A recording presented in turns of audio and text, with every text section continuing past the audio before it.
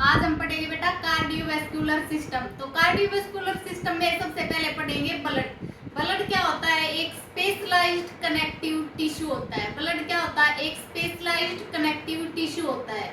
उसके बाद आता है कि ओरिजिन कहाँ से होता है इसका? एक्टोडर्मल है, मेसोडर्मल है, एंडोडर्मल है। तो जो ब्लड का ओरिजिन होता है मेसोडर्मल इन ओरिजिन। उसके अंदर फॉर्मेशन जो ब्लड बन रहा है हमारा, उस बनने की प्रोसेस को क्या बोलते हैं? क्या बोलते हैं उसको? हीमोपोइसिस। क्या बोलते हैं उसको? हीमोपोइसिस। उसके बाद है कि इसमें कोई फाइबर्स नहीं होते, विदाउट फाइबर्स होता है। ठीक है। उसके बाद है बेटा कंपोजिशन। कंपोजिशन में क्या क्या है? प्लाज्मा और फॉर्म्ड एलिमेंट्स। प्लाज्मा होता है 55%, फॉर्म्ड एलिमेंट्स होते हैं 45%। 55% जो प्लाज्मा होता है उसमें भी 90 से 92% क्या होता है हमारा? पानी। पानी बहुत जरूरी है। उसके बाद और क्या क्या प्लाज्मा के अंदर क्या क्या होता है? गैसेज होती है, सॉल्यूट्स होते हैं, वेस्ट प्रोडक्ट्स होते हैं। तो जो गैस होती है ना बेटा, वो डिसॉल्व्ड फॉर्म में पाई जाती है प्लाज्मा में। प्लाज्मा के अंदर जो गैसेस पाई जाती है हमारी, वो डिसॉल्व्ड फॉर्म में होती है। तो जो O2 होती है 3% होती है, CO2 7%। वेस्ट प्रोडक्ट्स में, वेस्ट प्रोडक्ट्स किस फॉर्म में हो सकता है? यूरिया भी हो सकता है, यूरिक एसिड भी हो सकता है, अमोनिया भी हो सकता है। उसके बाद है सॉल्यूट्स। सॉल्यूट्स में क्या आ जाएंगे? हमारे प्रोटीन्स।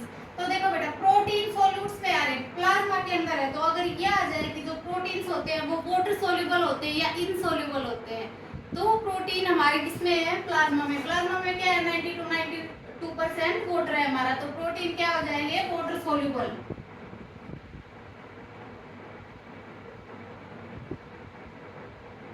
प्रोटीन क्या हो जाएगा बेटा? Water soluble. कौन कौन से प्रोटीन होते हैं? Albumin, fibrinogen, globulin. तो इनके काम क्या होते हैं? जो एल्ब्यूमिन होता है वो ऑस्मोटिक बैलेंस को मेंटेन करता है। एल्ब्यूमिन क्या करता है? ऑस्मोटिक बैलेंस को मेंटेन करता है बॉडी के। उसके बाद है फिब्रिनोजन। फिब्रिनोजन क्या करता है बेटा? फिब्रिनोजन क्लोटिंग में हेल्प करता है। उसके बाद है एल्ब्यूमिन। एल्ब्यूमिन में 3 होते हैं, अल्फा, बीटा और गामा। जो अल्फा और बीटा होते हैं ये तो क्या होते हैं? ट्रांसपोर्ट प्रोटीन्स होते हैं। और जो गामा होता है वो इम्यूनोग्लोबुलिन्स, डिफेंस मैकेनिज्म में हेल्प करता है। इम्यूनोग्लोबुलिन्स को क्या बोलते हैं बेटा? एंटीबॉडीज। तो ये किसमें हेल्प करता है? डिफेंस मैकेनिज्म में। ठीक है। उसके बाद आता है कि सीरम क्या होता है? सीरम क्या होता है? Plasma without clotting factors. जो प्लाज्मा है हमारे पास, उसके अंदर से अगर हम क्लोटिंग फैक्टर्स को हटा दें तो वो क्या बचता है बेटा? सीरम। ठीक है। उसके बाद है बेटा आरबीसी, डब्ल्यूबीसी और प्लेटलेट्स। ये क्या हमारे फॉर्म्ड एलिमेंट्स कितने अमाउंट में प्रेजेंट होते हैं? 45%। तो सबसे पहले क्या है? आरबीसी। आरबीसी को और क्या बोलते हैं? दूसरा नाम क्या है इसका? अराइथ्रोसाइट। डब्ल्यूबीसी का क्या है? ल्यूकोसाइट। प्लेटलेट्स का थ्रोम्बोसाइट। और याद रखना, जो प्लेटलेट होते हैं वो कहाँ पे बनते हैं? हमारे लीवर में।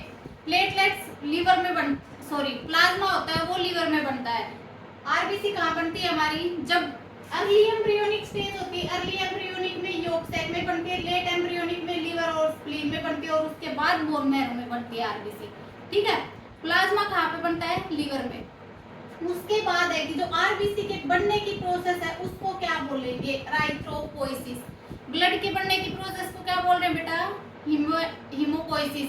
आरबीसी की राइथ्रोपोइसिस, डब्ल्यूबीसी की ल्यूकोपोइसिस, प्लेटलेट्स की थ्रोम्बोपोइसिस।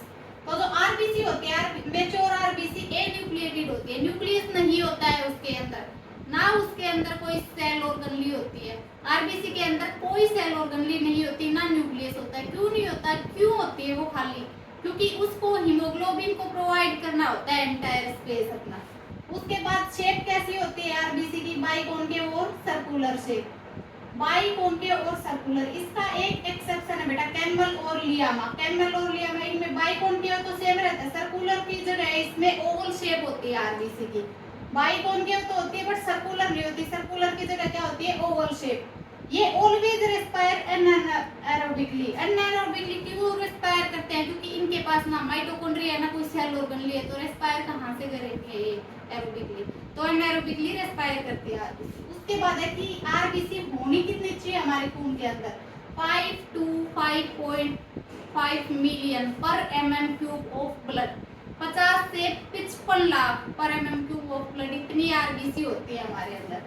लाइफ स्पैन कितनी होती है? 120 डेज। 120 डेज के बाद क्या होता है? आरबीसी जो होते हैं वो मर जाती है। कहाँ पे डिस्ट्रक्शन होता है उनका? ग्रेवयार्ड ऑफ आरबीसी बोलते हैं उसको, क्या बोलते हैं बेटा, स्प्लीन, स्प्लीन में। उसके बाद है कि एक कंडीशन होती है पॉलीसाइथीमिया। पॉलीसाइथीमिया होती है कि जब अब नॉर्मल बढ़ जाए आरबीसी ब्लड के अंदर, अब नॉर्मल इंक्रीज हो जाए। दूसरी होती है अराइथ्रोसाइटोपिनिया। पीनिया जो वर्ड होता है वो कम हो उसके लिए यूज करते हैं। तो अराइथ्रोसाइटोपिनिया में क्या होता है, decrease in number of RBC, RBC के नंबर क्या हो जाएंगे, इसमें कम हो जाएंगे।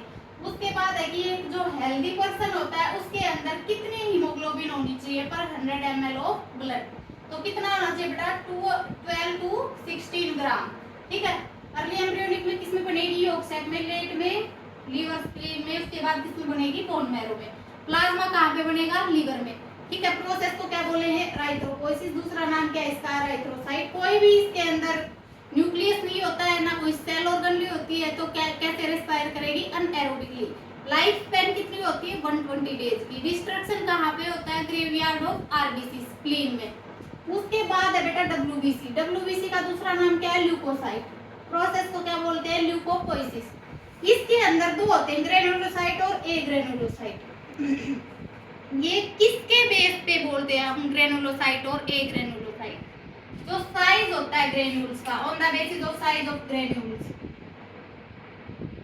किसके बेस पे बोलते हैं बेटा, अगर बड़ा साइज है तो क्या बोलेंगे उसको, ग्रेनुलोसाइट। अगर साइज बहुत छोटा है तो क्या बोलेंगे उसको, ए ग्रेनुलोसाइट। और ग्रेनुलोसाइट में कौन कौन से आते हैं, न्यूट्रोफिल, बेसोफिल और इओसिनोफिल। ग्रेनुलोसाइट में कौन से आते हैं, न्यूट्रोफिल, बेसोफिल और इओसिनोफिल। ए ग्रेनुलोसाइट में कौन से आते हैं हमारे, मोनोसाइट और लिम्फोसाइट। ठीक है, अब ये पढ़ते हैं हम एक एक करके, ग्रेनुलोसाइट से स्टार्ट करते हैं। ठीक है, जो डब्ल्यूबीसी होती है बेटा, डब्ल्यूबीसी के अंदर कोई हीमोग्लोबिन नहीं होता है। डब्ल्यूबीसी में हीमोग्लोबिन नहीं होता। डब्ल्यूबीसी का नंबर कितना होता है, 6000 to 8000 पर mm³ ऑफ ब्लड। कितना नंबर होता है, 6000 से 8000 पर mm³ ऑफ ब्लड। शेप कैसी होती है इसकी, अमीबॉइड शेप होती है, कहीं भी जाकर फिट हो जाता है वो। उसके बाद सबसे पहले आता है न्यूट्रोफिल। न्यूट्रोफिल, बेसोफिल और इओसिनोफिल, ये तीनों क्या है, ग्रेनुलोसाइट्स। तो ये देखो, ये है न्यूट्रोफिल। न्यूट्रोफिल की अगर ये है कि इसमें कौन सा न्यूक्लियस होता है, तो न्यूट्रोफिल में मल्टी लोब्ड न्यूक्लियस होता है, देखो अलग अलग लोब है। और ये जो डॉट डॉट डॉट डॉट है, ये क्या है, ग्रेन्यूल्स है। ठीक है, तो जो न्यूट्रोफिल होता है इसमें मल्टी लोब्ड न्यूक्लियस होता है, और जो मल्टी लोब्ड न्यूक्लियस होता है उसी की वजह से इसको बोलते हैं PMNLS, पॉलीमॉर्फो न्यूक्लियर ल्यूकोसाइट। ठीक है, उसके बाद है कि इसमें नंबर कितना होता है, न्यूट्रोफिल्स का कितना नंबर होता है, 60 to 65% of total RBC. Features क्या क्या होते हैं, इसको स्टेन कर सकते हैं हम, एसिडिक डाई से भी स्टेन कर सकते हैं और बेसिक डाई से भी स्टेन कर सकते हैं न्यूट्रोफिल्स को। ठीक है, फैगोसाइटोसिस कराता है। फैगोसाइटोसिस क्या करती है, फैगोसाइटोसिस क्या होती है, एनगल्फ कर जाता है। जैसे कोई भी बैक्टीरिया, वायरस है, कोई भी, उसको क्या कर लेती है, वो एनगल्फ कर लेता है एकदम से। उसके बाद है बेसोफिल। बेसोफिल में क्या होता है, ट्राइलोब्ड न्यूक्लियस होता है। ये क्या है, ग्रेन्यूल्स है। क्यों बना रहे हैं ये, क्योंकि ये ग्रेनुलोसाइट होती है। ठीक है, उसके बाद नंबर कितना होता है, 0.5 to 1% ऑफ टोटल आरबीसी। कितना नंबर होता है बेसोफिल का, 0.5 to 1% ऑफ टोटल डब्ल्यूबीसी। ये क्या करता है, बेसिक डाई से स्टेन करते हैं इसको। इसके अंदर हिस्टामिन, सेरोटोनिन और हेपरिन, ये क्या होते हैं, सीक्रेट होते हैं। तो हेपरिन क्या होता है, हेपरिन होता है एंटीकोएगुलेंट। सेरोटोनिन क्या होता है, और ये हिस्टामिन क्या होता है, हिस्टामिन होता है वेसोडाइलेटर और सेरोटोनिन होता है वेसोकॉन्स्ट्रिक्टर। ठीक है, उसके बाद है बेटा इओसिनोफिल। इओसिनोफिल में क्या होता है, जो न्यूक्लियस होता है वो बाइलोब्ड होता है। इओसिनोफिल में न्यूक्लियस कैसा होता है, बाइलोब्ड होता है। नंबर कितना होता है, 2 से 3%। टोटल आरबीसी का 2 to 3% क्या होते हैं हमारे इओसिनोफिल्स। उसके बाद इसको स्टेन कैसे करते हैं, स्टेन करते हैं एसिडिक डाई से। और क्या होता है, जो कोई एलर्जिक रिस्पॉन्स होता है या जो पैरासिटिक इन्फेक्शन होता है उसमें इनका नंबर इंक्रीज हो जाता है। जो इओसिनोफिल होते हैं उसका नंबर इंक्रीज हो जाता है उसमें। ठीक है, उसके बाद है बेटा मोनोसाइट। मोनोसाइट क्या करते हैं, मोनोसाइट का जो न्यूक्लियस होता है वो किडनी और हॉर्स शू शेप्ड न्यूक्लियस होता है।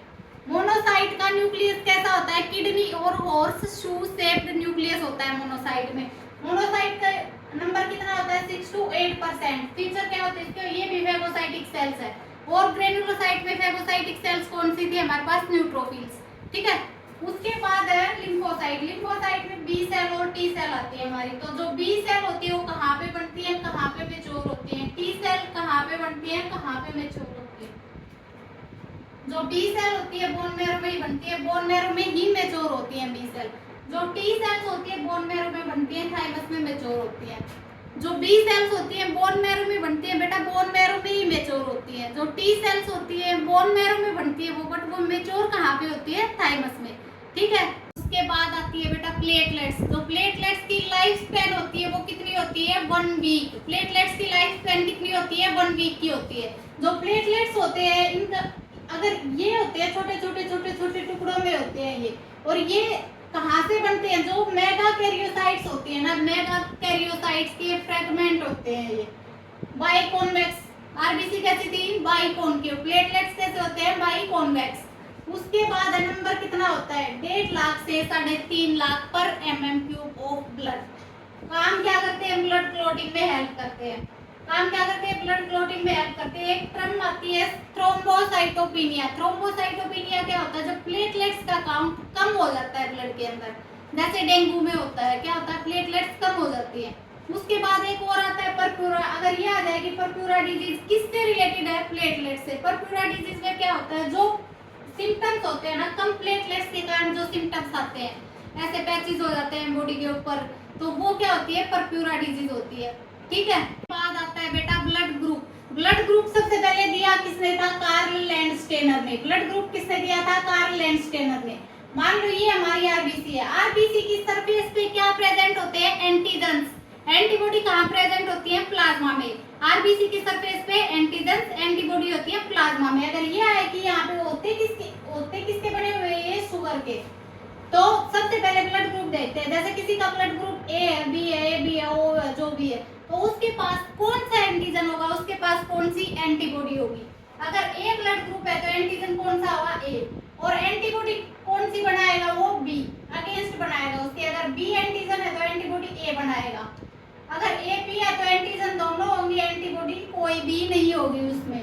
अगर ओ है तो उसमें एंटीजन नहीं होगा, एंटीबॉडी ए और बी दोनों होंगी। कैसे देखते हैं बेटा इनको, अगर ए है हमारे पास एंटीजन और ए ही एंटीबॉडी बन जाए तो क्या हो जाएगा, युद्ध हो जाएगा, वहाँ मर जाएगा वो। तो इसलिए क्या होता है, ए के अगेंस्ट एंटीबॉडी बी होती है, बी के अगेंस्ट ए होती है। ए बी में दोनों एंटीजन होते हैं बट एंटीबॉडी नहीं होती है कोई भी, और ओ में कोई भी एंटीजन नहीं होता है, एंटीबॉडी ए और बी दोनों होती है। उसके बाद सवाल आता है यूनिवर्सल डोनर कौन सा होता है, यूनिवर्सल रिसिपिएंट कौन सा होता है। यूनिवर्सल डोनर होता है ओ नेगेटिव, यूनिवर्सल रिसिपिएंट होता है ए बी। उसके बाद आता है कि बेटा अगर ये आ जाए कि ब्लड ट्रांसफ्यूजन, हम किसको अपना खून दे सकते हैं और किसको अपना खून नहीं दे सकते, तो क्या मैच करा के देखेंगे, उनके एंटीजन और एंटीबॉडी। जो पॉजिटिव का साइन होता है ना ऊपर, वो होता है RH। ठीक है।